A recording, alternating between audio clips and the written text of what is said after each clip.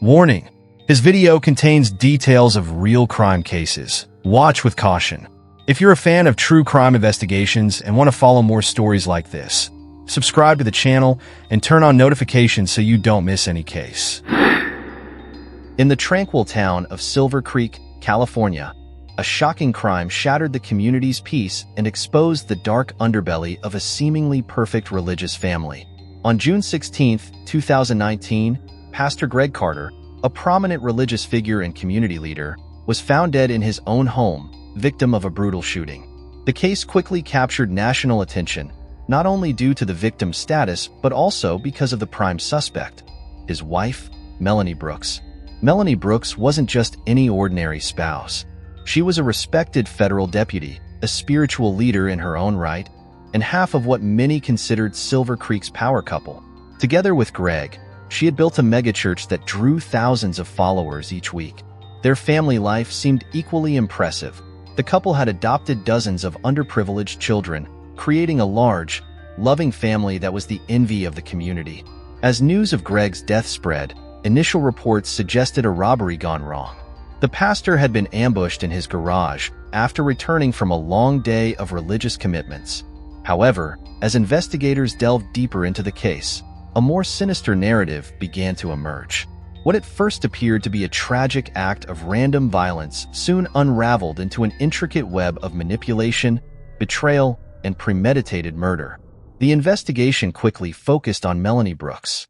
Despite her public image as a devout wife, loving mother, and dedicated public servant, cracks in her perfect facade began to show. Investigators uncovered a history of marital strife, financial disputes, and power struggles within the Carter Brooks household. Text messages and witness testimonies painted a picture of a woman desperate to escape her husband's control, willing to go to extreme lengths to regain her independence. As the case unfolded, Silver Creek found itself divided. Many couldn't believe that Melanie, a beacon of faith and compassion in the community, could be capable of such a heinous act. Others, however, began to recall subtle signs of tension between the couple, moments of discord that had been dismissed or overlooked in the past. The prosecution built its case meticulously, presenting evidence of Melanie's growing resentment towards Greg's controlling behavior, especially regarding finances and household decisions. They argued that Melanie, feeling trapped and desperate, had orchestrated her husband's murder with the help of two of their adopted children. Defense attorneys, on the other hand, portrayed Melanie as a victim of long-term abuse, arguing that her actions, while extreme, were born out of self-preservation. They painted Greg as a tyrannical figure who maintained a facade of benevolence in public while subjecting his family to strict control and emotional manipulation behind closed doors. As the trial approached, media scrutiny intensified. Every aspect of the Carter Brooks family life was dissected and analyzed. Former church members came forward with conflicting accounts of the couple's relationship, adding layers of complexity to an already sensational case. The story of Melanie Brooks and Greg Carter serves as a stark reminder that appearances can be deceiving. Behind the veneer of religious devotion and family values, a tragedy was unfolding, one that would ultimately lead to murder, shatter a family, and leave a community questioning everything they thought they knew about faith, power, and the human capacity for deception. Melanie Brooks' journey from a poor neighborhood in Atlanta to the corridors of power in Silver Creek is a testament to ambition, talent, and the American dream. Born into poverty, Melanie found solace and purpose in her faith and her exceptional gift for gospel music. Her powerful voice and charismatic presence quickly garnered attention in religious circles, setting the stage for her meteoric rise. It was during a gospel convention that Melanie met Greg Carter, a young and ambitious pastor with dreams of building a religious empire. Their union seemed divinely ordained, two talented individuals with a shared vision of spreading faith and helping the less fortunate. Together, they founded what would become one of the largest churches in Silver Creek, attracting thousands of followers with their message of hope and prosperity. The Brooks-Carter family grew rapidly as the couple adopted dozens of children from troubled backgrounds. To the outside world, this appeared to be the ultimate act of Christian charity. Melanie and Greg were hailed as saviors, opening their home and hearts to those in need. Their sprawling family became a symbol of their devotion and generosity, earning them admiration and respect throughout the community. As their influence grew, so did Melanie's political aspirations. She leveraged her position as a prominent religious figure to launch a successful campaign for federal deputy. Her platform, built on family values and community service, resonated with voters. Melanie's election victory seemed to cement the Brooks Carter family's status as Silver Creek's most influential power couple. However, beneath the surface of this picture-perfect family, tensions were brewing. Former church members and close associates later revealed that Greg's public persona as a loving father and supportive husband masked a more controlling and rigid private demeanor. He maintained strict control over the family's finances, including the substantial income from their church and Melanie's political career. Investigators would later uncover a pattern of emotional manipulation within the household. Greg's insistence on maintaining a specific image of their family life reportedly led to increasing conflicts with both Melanie and their adopted children. Some of the older children began to rebel against Greg's authoritarian rules, leading to frequent arguments that threatened to shatter the family's carefully constructed public image. As Melanie's political career flourished, the power dynamic within her marriage shifted. She found herself increasingly at odds with Greg's inflexible approach to managing their home and church. Witnesses described heated arguments over financial decisions and the direction of their ministry. Melanie, once content to play the role of supportive wife, began to chafe under Greg's continued assertion of authority. The pressure of maintaining their public facade while dealing with private turmoil took its toll on Melanie. Close friends noted changes in her behavior, moments of frustration, hints of resentment, and a growing desire for independence. However, given her position as a religious and political leader, Melanie felt trapped, unable to voice her dissatisfaction without risking everything she had built. It was in this environment of mounting tension and silent desperation that the seeds of tragedy were sown. Melanie Brooks, once seen as a paragon of faith and family values, would soon find herself at the center of a murder investigation, her carefully constructed world crumbling around her. The fall of Melanie Brooks serves as a cautionary tale about the dangers of appearances and the pressure of living up to an impossible ideal.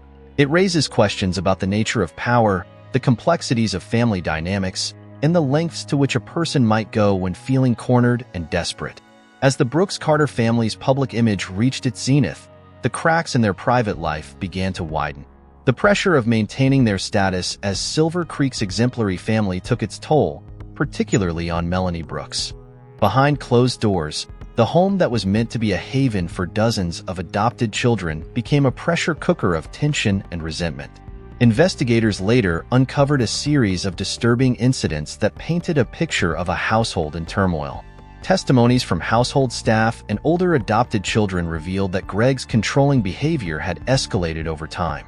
He monitored Melanie's movements, restricted her access to family finances, and made unilateral decisions about the church and household without consulting his wife. One former nanny, speaking on condition of anonymity, recounted overhearing heated arguments between Melanie and Greg. "It was always about control," she stated. Mr. Carter would berate Mrs. Brooks for hours, criticizing her political decisions and accusing her of undermining his authority in the church. As Melanie's political career flourished, Greg's attempts to assert control intensified. He began to interfere with her congressional work, insisting on vetting her staff and reviewing her speeches. This intrusion into her professional life became a significant source of conflict, with Melanie feeling increasingly stifled and resentful. The children, particularly the older ones, were not immune to the growing discord. Several of them later testified to witnessing their father's controlling behavior and their mother's mounting frustration. One adopted son, now 19, recalled, "Mom would put on a brave face for the cameras, but as soon as they left, the smile would drop. You could see the pain in her eyes." It was during this period that Melanie allegedly began to contemplate drastic measures. Phone records obtained by investigators showed increased communication between Melanie and two of her older adopted children, often late at night or in the early hours of the morning.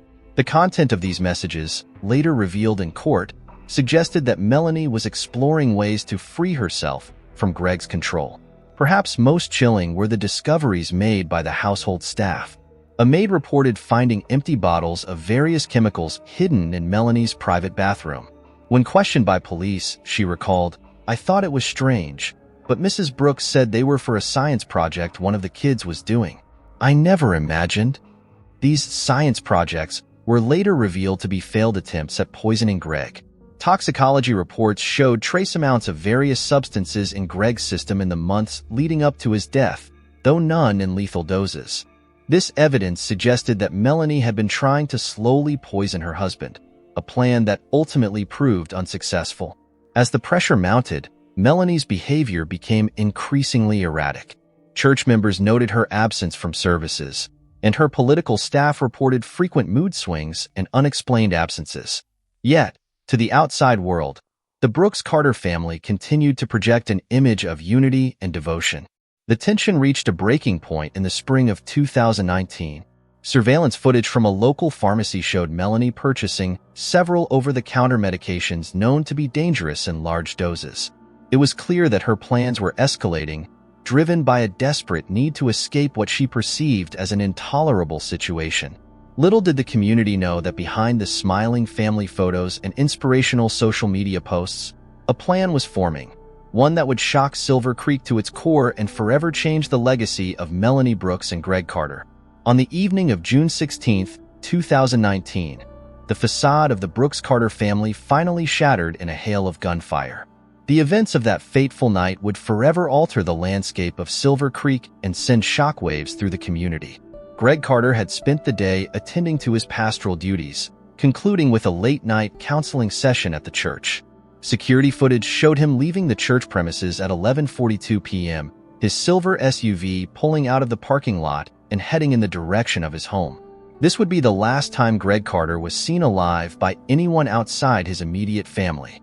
At approximately 12:15 a.m. on June 17th, neighbors reported hearing what they described as a series of loud pops coming from the direction of the Brooks-Carter residence.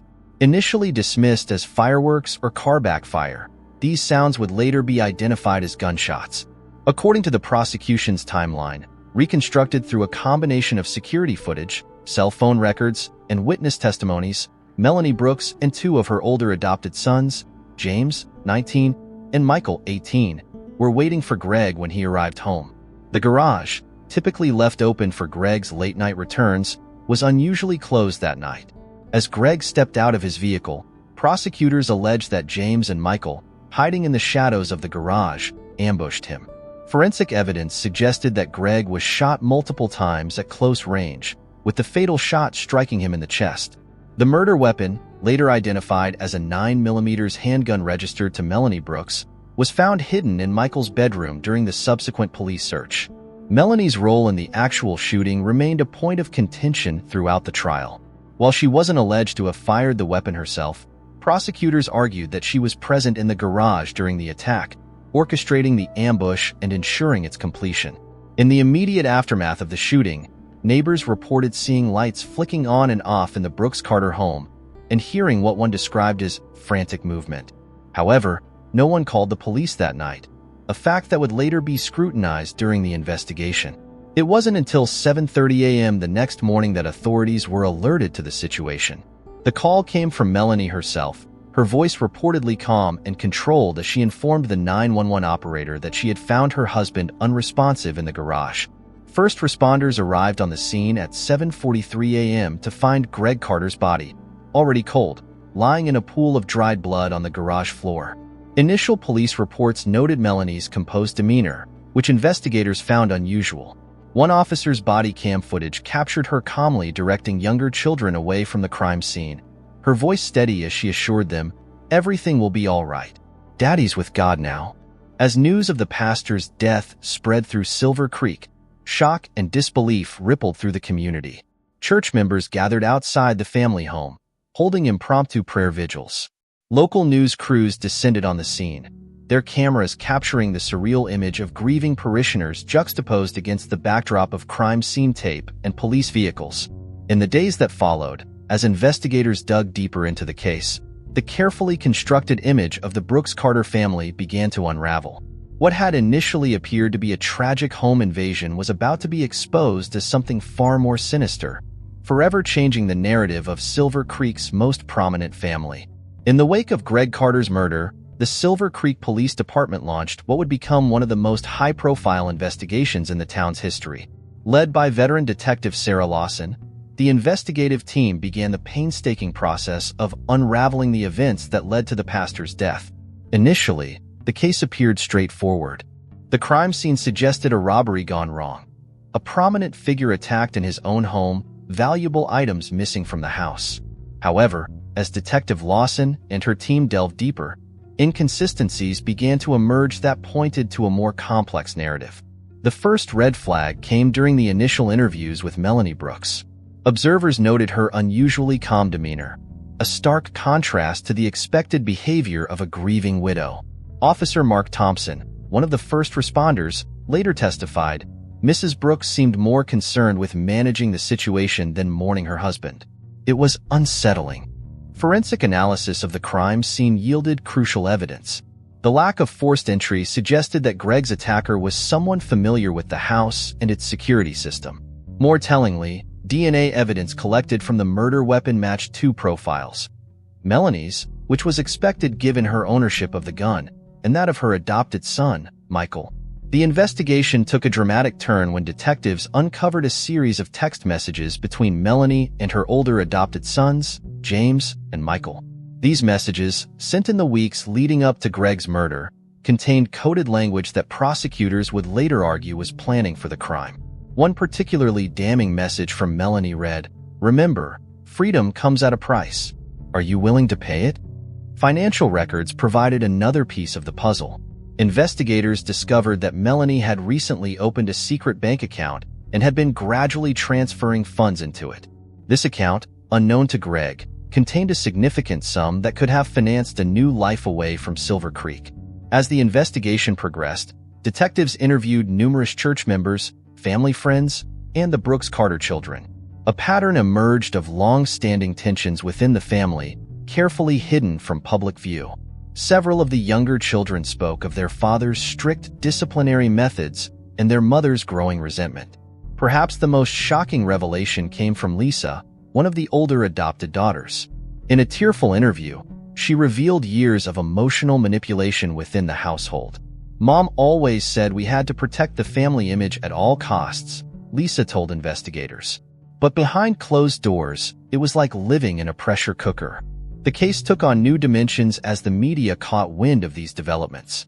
National news outlets descended on Silver Creek, turning the quiet town into a hotbed of speculation and rumor. The image of the perfect family, once the pride of the community, was rapidly disintegrating under intense scrutiny. As weeks turned into months, the investigation continued to uncover layer upon layer of deception. What had once seemed like an impulsive act of violence was revealed to be a carefully orchestrated plan, born out of years of suppressed resentment and a desperate desire for freedom. Detective Lawson, speaking at a press conference 6 months into the investigation, summed up the case. "What we've uncovered here is a tragedy on multiple levels. It's a stark reminder that appearances can be deceiving, and that even in the most seemingly perfect families, darkness can take root." The stage was set for what would become one of the most sensational trials in recent memory, as the prosecution prepared to bring Melanie Brooks and her 2 adopted sons to justice for the murder of Greg Carter. The trial of Melanie Brooks and her 2 adopted sons, James and Michael, began on a crisp autumn morning in September 2020. The Silver Creek Courthouse, typically a quiet building, was surrounded by a sea of reporters, curious onlookers, and divided community members. Inside, the tension was palpable as Judge Harold Martinez called the court to order. Prosecutor Amanda Chun opened the case with a scathing indictment of Melanie Brooks. "What we have here," she told the rapt jury, "is not just a murder, but the calculated destruction of a family by the very person meant to nurture and protect it." Chun methodically laid out the evidence: the incriminating text messages, the financial records showing hidden accounts, and the damning forensic evidence linking Melanie and her sons to the crime scene. The defense, led by renowned attorney Robert Goldstein, painted a different picture. They portrayed Melanie as a victim of long-term emotional abuse, trapped in a controlling relationship with no way out. "My client," Goldstein argued, was a woman at the end of her rope, seeing no other option to escape a life of silent torment. Over the course of 6 weeks, the trial captivated the nation. Witnesses ranging from household staff to church members took the stand, each adding layers to the complex narrative of the Brooks Carter family. Perhaps the most poignant testimony came from the younger adopted children, their tearful accounts of a household divided, leaving few dry eyes in the courtroom. The turning point came when James, in a surprise move, agreed to testify against his adopted mother in exchange for a reduced sentence. His testimony, detailing Melanie's manipulation and the planning of Greg's murder, was devastating to the defense's case. After 3 days of deliberation, the jury returned with their verdict. Melanie Brooks was found guilty of first-degree murder and conspiracy to commit murder. She was sentenced to life in prison without the possibility of parole. James and Michael, tried as adults despite the defense's attempts to have them tried as juveniles, were convicted of second-degree murder and sentenced to 25 years each. As Melanie was led from the courtroom, her face a mask of stoic resignation, the once powerful matriarch of Silver Creek's most prominent family had fallen from grace in the most spectacular way imaginable. The aftermath of the trial left Silver Creek reeling. The megachurch, once a cornerstone of the community, saw its congregation dwindle as members grappled with the betrayal. The remaining Brooks Carter children were placed in the care of relatives or the foster system, their futures forever altered by their parents' actions. The case prompted soul-searching within the community and beyond. Questions about the pressure of maintaining a perfect public image, the hidden dynamics of seemingly ideal families, and the potential for darkness to fester behind closed doors became topics of national conversation. 5 years after the trial, Silver Creek is still coming to terms with the tragedy. The Brooks Carter home, once a symbol of faith and family, stands empty, a silent reminder of the events that unfolded within its walls. Melanie Brooks, now inmate number 24601 at the California State Women's Prison, declined all interview requests for this report. Her last public statement, made through her attorney, reads simply, "I loved my husband. I loved my children. I'm sorry for the pain I've caused." The story of Melanie Brooks and the Brooks Carter family serves as a cautionary tale, a reminder that sometimes the most picture-perfect facades hide the deepest cracks. In the quiet town of Silver Creek, the echoes of that fateful night in June 2019 continue to resonate, a somber testimony to the complex nature of family, faith, and the human capacity for both love and betrayal.